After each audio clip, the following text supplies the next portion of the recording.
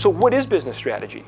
So here is a one-sentence definition of strategy. Business strategy is about enhancing the economic well-being of the firm's shareholders by creating, strengthening, and defending the firm's unique attributes. Why? Why is uniqueness so very, very important? If you're not unique, how are you going to stand out from the crowd, right? If you're not unique, how are you going to stand out for the crowd? So in a crowd of people who are all fighting, vying for attention, and you're just one of those voices, then it's very, very difficult to become known for anything. And so what ends up happening is you go back to your marketing spend. You're starting to talk about segmentation and positioning. That really is trying to figure out who your customers are and get in front of them in a way that you can be found, right? But if you're just the same as everybody else and you're marketing, your market spend is going to be very high. Your market spend is going to be inefficient. You're going to cost more. Your conversion rates are going to be lower than what they otherwise would be. The other thing is, okay, so let's say that there's going to be a test in 45 minutes. Okay, so there's going to be a test in 45 minutes. And in order for you to successfully complete the test, and your degree depends on it, in order for you to successfully complete the test, you have to have a blue marker, a blue marker in order to right? So there's only one in the room. What is the value? What happened to the value of this marker? It goes up. Now the camera guy says, Arnold says, well, you know what? I've got a whole caseload. He just happens to blurt that out, right? Now what happens to the value of this blue marker? It went down. It absolutely went down. And so this is why you need to be able to create something that's unique, be able to strengthen it, continue to bolster that. Make sure that you're asking yourself these three questions and successfully answering them. Why are you different? What makes you different? What makes you different? How will you defend that difference? And how will you make money from that difference? Where does uniqueness come from? Most times it isn't any particular one thing. It's actually a number of things that you bring together that create an impenetrable thicket. An impenetrable thicket. You've got to be good at a bunch of things that interlock. If you go to a restaurant, it's never a single thing. It's never a single thing. And you don't even realize that it's the parking lot. It's the way that the parking lot is lit. It's the signage. It's the food. It's it's the excellence of the food. It's the cleanliness of the bathrooms. It's all those types of things that actually create an experience. So the uniqueness comes from a number of things. And that's what you want to think about, right? And that's also the way to defend against it. When you have a number of these things that you've learned to become excellent at, it is very, very much more difficult for somebody to then come along and say, we're going to do that just that way. So business strategy also assumes a change in direction, a shift, or a step up. So if you're just doing the same thing for the next year, then you're not doing anything strategic, right? Strategic really is this. It's you're shifting. And the way it isn't just a straight line, the way that it's a curve is because strategy, shifting direction, there's momentum that keeps you going forward. And so strategy, you got to change, you got to move against that momentum, right? To create then a new momentum, a new path. So this is a model that you should be thinking about. You can take away with you.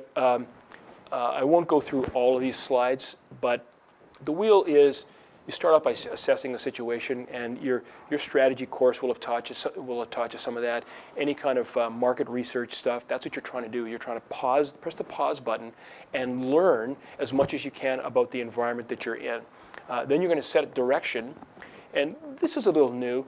When you set direction, what I'm going to suggest you do is to take what you know and where you think you're going to go, and create a well-written short strategy statement, a single line that's 30 words or 35 words or 40 words, something you can say in 15 seconds. And the reason that I want you to do that is then you can then share your strategy with staff and appropriate partners. It's kind of like an elevator pitch, right?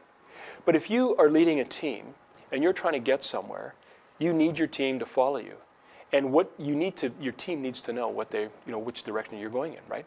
Also, so many of the decisions that you make over the life of a business are not made by you. They're the little decisions about the people your staff will make as they design the product, as they answer the phones, as they do all those things. And if they know that you want to be the best the best designed product, the simplest to use product, the whatever the heck, you need to tell them that and then keep repeating that, and that actually creates the culture. Then, this is the big problem with large organizations, is that this is strategy and this is execution here, and there's normally a huge gap. You want to make sure that your strategy then is tightly linked with the plans that you create. Even though you set direction, you have to consider things like the impact on your customers, which you probably have done, but what you may not have done is to figure out how you're going to do it.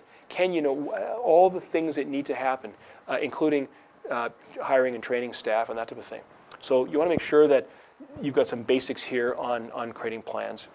And then driving results. And driving results is simply meeting regularly to review performance. So if you've created a plan here where you talk about interim steps and metrics, whether it be target dates or target goals, we're going to have that product done by June 30th. We're then going to get 4 customers to prototype it for the next 90 days, and we're then going to do a launch on October 1st, and we hope to have 100 customers by the end of the year. If you have those kinds of metrics or customer satisfaction metrics, or it doesn't matter what it is, what you need to do then is you've assigned someone the responsibility here. You then need to meet with them on a weekly or quarterly or monthly basis, depending on what it is. And just by having that meeting, you are creating a culture of success. People are being held accountable because they know that they got to walk in and they got to tell you that they're on target or off target, right? So it's just that simple, and yet it's appallingly done out there in the real world. Leading is necessary, of course, and leading is just leading by example. If you think that customer satisfaction is important and you walk by a ringing phone, or if you take 2 days to respond to emails or all those types of things, you are setting a tone for your culture and for your community, right? And that will be mimicked and copied. Don't kid yourself that if you're in a larger organization and you're sitting in a boardroom and there's 3 layers of management between you and your customers, don't kid yourself that the decisions you make there aren't instantly felt by your customers. They're instantly felt by your customers, and even more dangerously, they're instantly communicated by your customers in today's Twitter world, right? So make sure that when you're making these decisions that you understand that all of those decisions are translated through the actions of the company and are instantly felt by your customers. And then the last piece is you need to iterate this.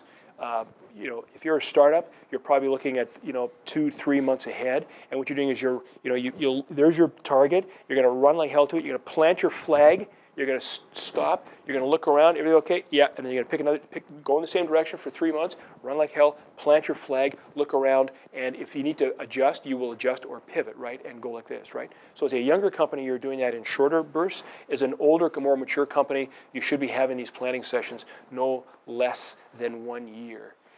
If you go out there and you remember this, and you remember it every single day of your business life, in particular as you're trying to grow something, whether it's new or something that's existing, you need to be thinking about uniqueness and how it's going to affect you.